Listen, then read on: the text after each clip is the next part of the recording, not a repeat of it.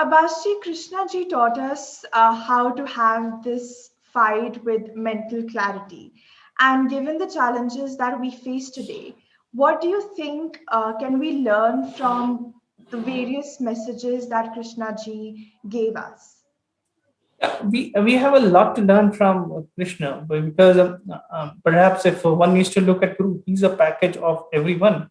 Mhm. And I always tell people that it's maybe that many would have heard it multiple times. Recently, Paulo Coelho also said it, but yes, Bhagavad Gita is a book which really has answers to a lot of questions, and it really sorts out a lot of issues. And of course, I had read Bhagavad Gita long back, and then, but it happens that we don't come from Guru Shishya Parampara, so we don't get a very good learning of the subject, and it gradually starts evaporating with the time if you are not in touch with it. So it happened, and then I again started while I was driving to office. I started hearing it again, right? Because right now the life has become so fast paced, which is not good. We need slowness in the life. We don't get time enough to read, which is very essential.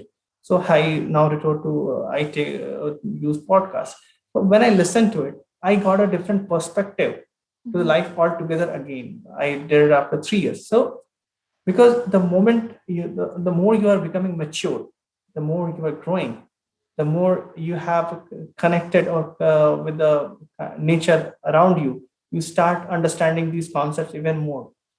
And Krishna has taught us something very beautiful, is that that whatever you are trying to do, whether you are getting happy or there's a situation which is demanding you to be happy, there's a situation which is demanding you to be in pain, but you need to just make the stature of mind the same in the equilibrium all the time.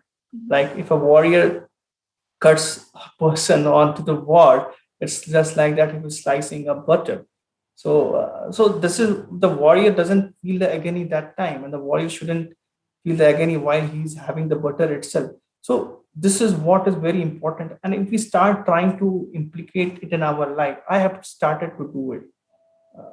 And I started applying it from social media. That perhaps that is where we can start exploring into it. And it is really helping and changing my perspective to look at things furthermore. As I said, that I am still more transforming. So this is happening.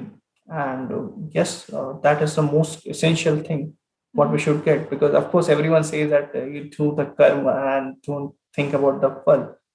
If you do this, automatically that will also happen, and perhaps we can.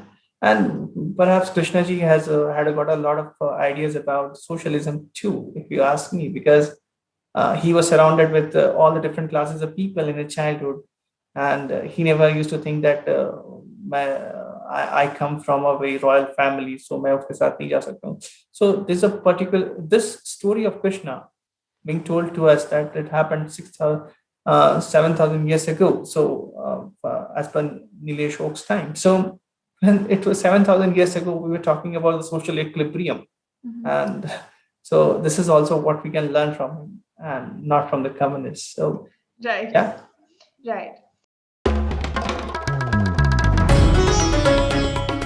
Namaste.